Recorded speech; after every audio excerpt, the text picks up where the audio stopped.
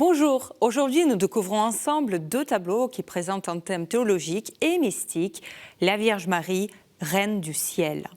Notre premier tableau a été peint dans les années 1480 à Bruges, dans les Flandres, à la demande d'un haut dignitaire espagnol. La Vierge se tient sur un croissant de lune entouré des anges vêtus de robes brodées de fil d'or, qui assistent à sa montée vers le ciel, là où les nuages s'ouvrent sur une vision irréelle. Dieu le Père avec son Fils, assis sur un trône, tiennent la couronne préparée pour Marie, avec la colombe du Saint-Esprit qui la survole. Trois grandes traditions semblent se mêler dans cette seule image. L'Assomption de la Vierge, attirée au ciel après sa mort, la femme de l'Apocalypse, habituellement associée à la Vierge et représentée debout sur un croissant de lune, enfin le couronnement de Marie par son Fils. Quel tableau incroyable et rare!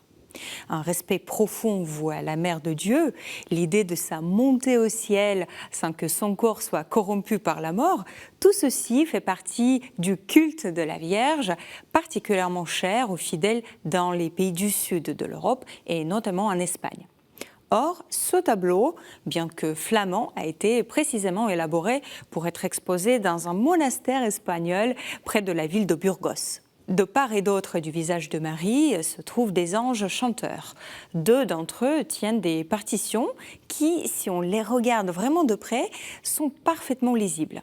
Il s'agit là d'un chant chrétien consacré à Marie, appelé une antienne mariale, qui s'intitule précisément « La Reine du ciel » et dont la musique a été imaginée par un compositeur anglais autour de 1475. C'est-à-dire seulement quelques décennies avant que notre tableau soit peint.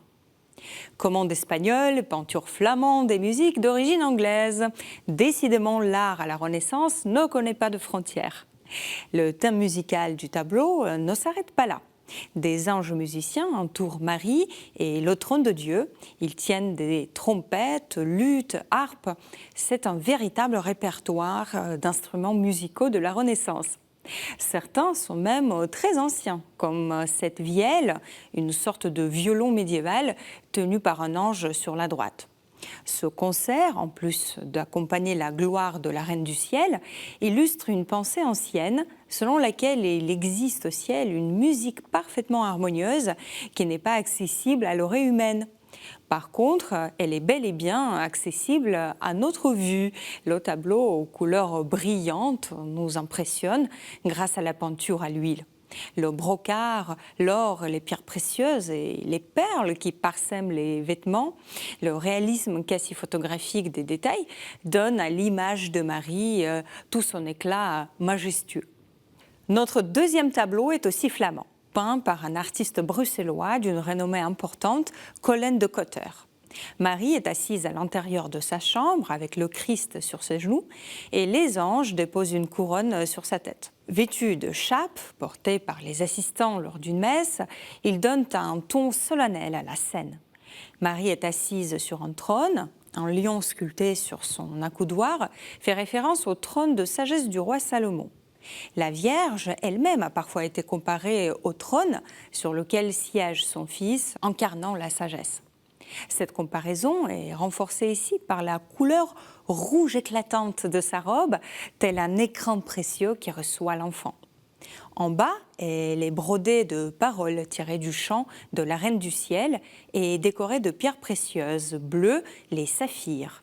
Une autre allusion traditionnelle au monde céleste. Une cruche avec une bassine en laiton symbolise la pureté de Marie.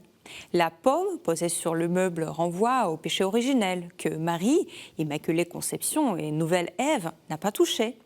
Une carafe et un verre translucide sont une métaphore de la pureté de Marie après la naissance du Christ, à l'image de la lumière qui traverse le verre en le laissant intact, même si de prime abord il n'y a moins d'apparat dans cette scène de mystique que dans le majestueux tableau précédent. Cette peinture n'est pas une simple image intimiste de la mère avec son enfant. C'est un moment solennel, nourri de symboles qui parlent à tous les chrétiens. Je vous remercie de nous avoir suivis aujourd'hui.